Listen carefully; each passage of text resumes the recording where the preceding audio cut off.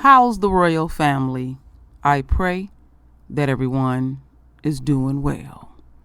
Well, my royal family, I know that many still feel some kind of way about our king, or like I like to say, our royal son, Joshua Brown. And what inspired me to do this video was one key word: insane. So I said I would look up the meaning. In a state of mind which prevents normal perception, behavior, or social interaction, seriously mentally ill. Let me open this up.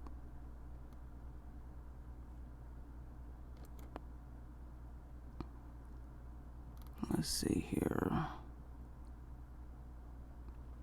What more do I want to add to this?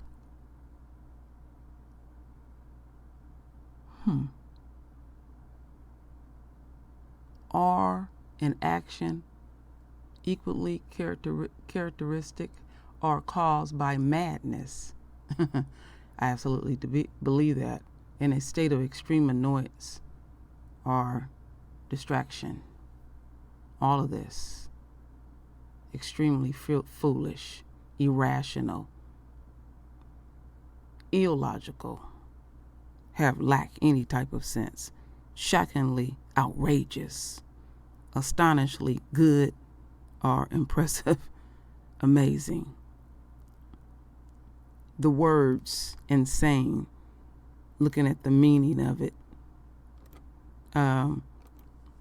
it seems like it's related to anything that's extreme, exhibiting a severe disorder state of mind, affected with mental illness, affected with insanity, criminally insane, unable to think in a clear or sensible way, crazy, insane, with jealousy not used technically. So anyway, on and on and on and on. So I found this article that I'm going to read in its entirety, and then I got a video to play for the royal family. So I found this article that was written by Kevin Powell, and I think many of us know who Kevin Powell is. We've seen him on TV. There's a picture of the brother. I think I seen him in a reality show many, many years ago, if I recall. So I like how he put this article together. The insanity of white justice and black forgiveness. Reducing yet another tragic loss of black life to a Hallmark card is not justice. I love people, I truly do. After over 30 years of activism in every kind of organization, sing, calls, march, rally, or protest unimaginable all across America and globally too. I do believe that we are each part of a human family, that all of us are equal and all should be free to be who we are. I also believe deeply in love and forgiveness in spite of what I have survived in my own life, including racism, classism, violence, abuse, betrayal, and abandonment. I understand, as we say, what it is to be wounded, damaged by the behavior of others. I understand that deeply hurt people hurt other people, which is in sense essential part of the painful story of blacks in America. There is no way to discuss America, its history, even the very nature of its democracy, without also discussing race, racism, and what this nation has done to its black population from slavery forward. Indeed, as I have said before, slavery was not only devastating to black folks physically, but I would argue that those endless hours of back-breaking free labor coupled with severe brainwashing on these plantations, believing everything white was right and everything black was wrong, remain within us consciously and subconsciously, emotionally and spiritually, to this very day, through the end of slavery, legalization, segregation, through the civil rights era, through the birth of hip-hop, right on up to Black Lives Matter. If you teach any people to hate themselves in school, in popular culture, at church, they will develop a warped sense of what is right and what is wrong, and will go out of their way to find goodness and forgiveness, even in the worst form of oppression and injustice. When the mindset carries on for generation, it is what Albert Einstein famously called insanity, because we know that racism or any other form of discrimination is insane, because we know it is ridiculously insane for one black person after another in our America to be gunned down simply because they are black, because there is a paralyzing fear and blind assumption that said black people will harm you because you have been so contaminated with the belief that black people are, well, monsters. Even if said monsters, Botham Jean was in his own Dallas, Texas apartment when a white woman police officer, Amber Guyger, walked in allegedly thinking the apartment was her own, and instead of using any of her training to defuse the matter, blew Jean's life away as if it didn't matter, only to find it was his apartment, not hers, once he was dead. Jean did not stand a chance when racism reared its ugly head from the barrel of Guyger's gun, just like countless black and brown bodies did not stand a chance when they wind up in the web of a prison industrial complex seemingly waiting for them all along.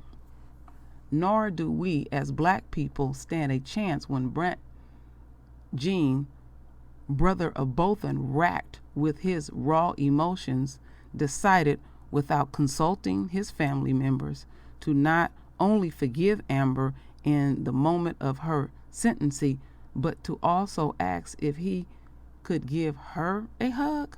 And so did the black judge, and for good measure, the black woman bailiff stroked Guyger's hair, consoling her as she received a measly 10 years in jail for murdering another human being. There is that image of Brent Jean tightly hugging Amber Guyger as the American flag hangs solemnly near embrace. I was sick to my stomach, just as I was when black folks in Charleston, South Carolina, quickly and decisively forgave Dylann Roof for coming into a black church and blowing away every black person in the prayer circle.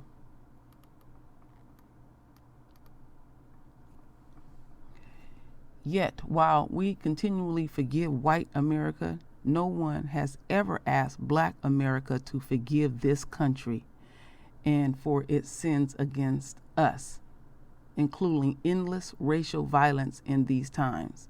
America should ask black people forgiveness for habitually expecting us to forgive those murderers. But police brutality or racism, vigilance like Trayvon Martin killer George Zimmerman, but this is the insanity of white justice in America. You can beat, maim, or kill us, but we will forgive you long before we even think to criticize or resist the insanity? Because the same white fragility Robin DiAngelo described in her landmark book not only stunned white people, but it also led black people to go out of their way to comfort white folks, to center white folks, as Toni Morrison has said, to our detriment and shame. So let me stop for a second. I wanted to see who this Robin DiAngelo is, and I'll put this link in if y'all want to read all of this. But she said the problem with white people, she said, is that they just don't listen. In my experience, day in and day out, most white people are absolutely not receptive to finding out their impact on other people. There is a refusal to know or see or to listen or hear or to validate. Yeah, because then it requires something of you once you fully acknowledge deep in your conscience how fucked up y'all white asses truly is. So as we continue on. So I'm raising this as a Christian whose faith teaches love and forgiveness.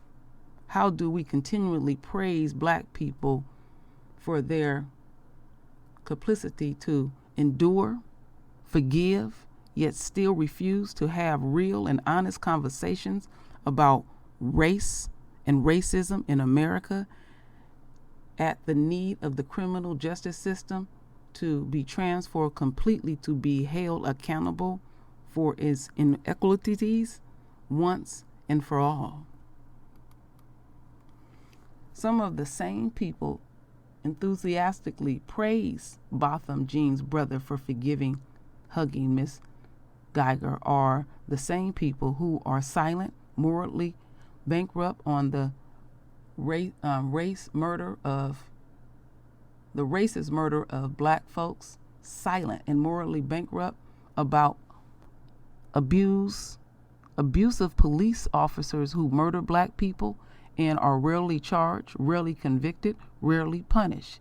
Yes, I will forever walk with love, forgiveness, compassion, and empathy, but reducing yet another tragic loss of black life to a Hallmark card is not justice, is not holding the system accountable to use black folks' complicity to forgive as a tool to victimize us again and again is a blatant form of oppression and hate, and it is trauma porn. But I will not join the chorus of those calling Botham Jean's brother and the black judge and the black bailiff Uncle Toms are sellouts on social media. I understand why these things are being said, yet I cannot condone the name calling either. I understand why people who have experienced a history of racist traumas would seek healing and redemptions through personal forgiveness, because I have worked as an activist closely with many black families who have lost loved ones to police violence. I empathize with what Botham Jean's brother emotional and spiritual state might be, why he would fall back on his faith to cope, to try to make sense of it all. However, I also know one of the darkest and most enduring legacies of slavery was to present slaves with a brand of Christianity that taught us to love and forgive blindly, even as we were being dehumanized over and over again, or rather what we in black America still call a slave mentality is as real as it was back in the 1800s. I say that above to say the conditions that fueled this tragedy are not personal. They are systematic. Racism and white supremacy are alive and well in our system, and no amount of hugs spreading virally will erase that fact. Collectively, our love and forgiveness must also be tied to a clear understanding that those we offend, excuse me,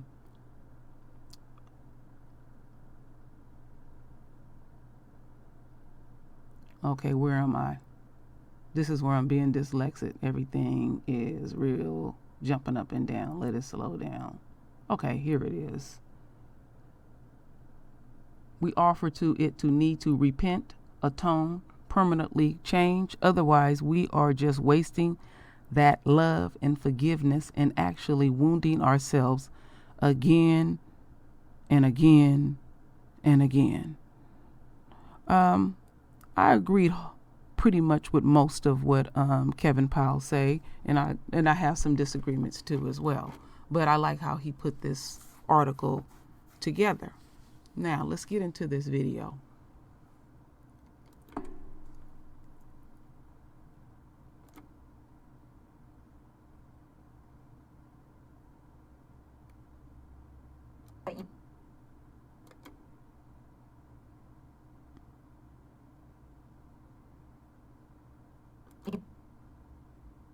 Bear with me. Okay.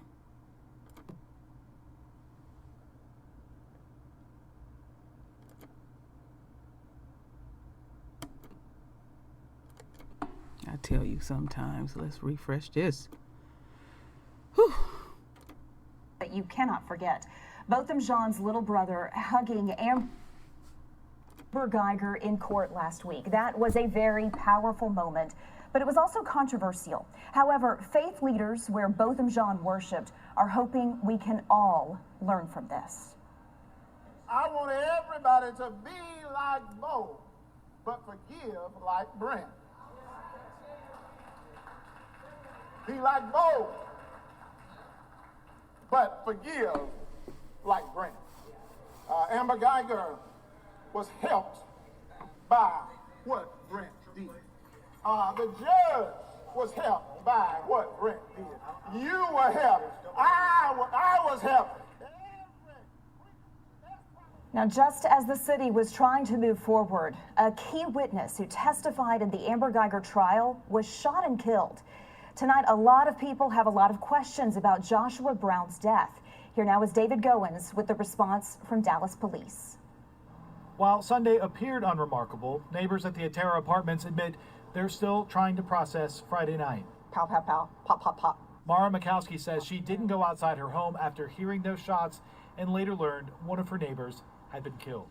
Dallas police confirmed late Saturday 28-year-old Joshua Brown was shot multiple times in the lower body.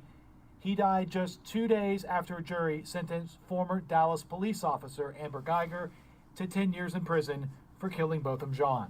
Brown lived across the hall from Jean at the time and testified for the prosecution. What kind of things did you hear him sing? Gospel music, Drake. When we moved forward with our civil trial, he was one of the first people we planned on calling, and now he's no longer available. Attorney Lee Merritt represents Jean's family and said Sunday that Brown, who had moved away from the Southside Flats, was nervous about testifying in Guyger's trial because of the attention it might bring, adding that Brown, in an unrelated incident, was shot outside a Dallas nightclub last fall. He was concerned that someone would try to come finish the job. Witnesses on Friday said they saw a silver four-door sedan speeding out of the parking lot. But tonight, Dallas Police Chief Renee Hall told WFAA detectives don't have a motive or suspects yet, adding, "We are committed to solving this case and will work diligently to apprehend the individuals responsible for Brown's death. For those at this Oaklawn complex, they just want whoever targeted their neighbor caught quickly." And I'm just sorry for his family and the community. In Dallas, I'm David Goins. There is a $100,000 reward for information in Joshua Brown's death. Now, Brown and Botham Jean were both remembered today at the State Fair of Texas during Gospel Day. And just like at church services this morning, this was focused on healing and forgiveness. Organizers say that's what's needed right now. People could stop by a prayer booth and find a listening ear. We wanted every person who comes through the gates of the State Fair to be embraced and to be loved and to have music that gives them hope and healing and inspiration. And music does that. Music brings people together. If you want to know more about how Brant Jean was able to forgive Amber Guyger, you can watch his full interview on the main page of WFAA.com. So, my royal family, that is why I put the title that I put, because all of this shit is literally insane to me. It is not natural at all, not one damn bit. But what I'm learning through this is that the enemy and the enemy's supporters depend on us to continue to operate ourselves in a state of insanity in order for them to feel or justify the insanity that we encountered the last few days. Because in the core of the enemy, they know that they must atone to this. See, something is required of many of us. And I have already spoke where I need to work at and how I feel. I'm going to stay raw with it, my royal family. But they already know that they are wrong. So the next thing to come out is I'm hearing now he's a part of a gang. I'm hearing that at one time he was married to a white woman. You know, and these things they throw in our face to distract us. Now, I've checked on the part about the white woman. It was true, and she was deported. And so the question that I asked, was Joshua being sincere on that stand? We felt that. So you have to start putting different things in different compartments. Is that going to change the way that you think? Because now we're starting to find out more about his life. It will not change minds at all. And the reason why? Because this on a bigger scale was projected at the royal family. We were mocked, we were ridiculed, and all those type of things. The enemy take joy in this. They don't care nothing about whatever that was going on in Joshua's personal life at all. And we have to be very careful, because what we'll do, we'll get instantly turned off and say, yeah, I knew that motherfucker wasn't about shit. We got to be careful with that. This happened for a reason. And the reason why I'm saying what I'm saying is because we'll start losing sight again. Because this is going to happen again. But we need to be reacting in a different type of way. He did his job. None of us come here perfect. None of us at all. I didn't detect anything based on my research that he put down his people based on his choices. We have to be clear about that. We all been affected by the system, all of us. So to start airing out people's dirty laundry, well, I got a couple of closets, all kind of skeletons and all kind of shit will fall out. So who am I to point my finger at you or anybody else? We in a war, my royal family, and the art of war is being used on us. So we got to retrieve back in this war. And when we come forth We got to know how to execute the art of war. This is utter insanity. Literally. Just to read what I read and to show the video that I showed. Fucking insane. And I'm not going to feed into insanity. I will study it and ask myself, did I partake in any of this insanity? I think I did.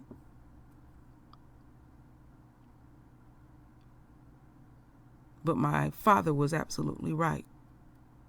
He said sometimes you got to be in a state of pain to learn. Not always. It's not always a given. But we are feeling this deeply. And so what America is asking us to do as they hold on for their dear life is just stay insane so we can feel like we have a true sense of power and dominion over people in the royal family, knowing that they are wrong. So they got to find some kind of way to feel good about self. See, I said that Amber's murderous ass spoke truth. She said what she deserved. She know what she deserved. She know what she feel. Because that energy is attached to her. It doesn't matter what man's law will do. Yah is dealing with her ass. And she cannot come up out of that. But Botham's brother and the judge had that was not their right to make her feel like what you did was okay. That's fucking insane. I'm telling you, some of us is really fucked up. And I'm not going to feed into insanity. So anyway, my royal family, render your voice with your beautiful divine words. And as always, my royal family, I thank you for your love. I thank you for your support. And with that said, Ashe.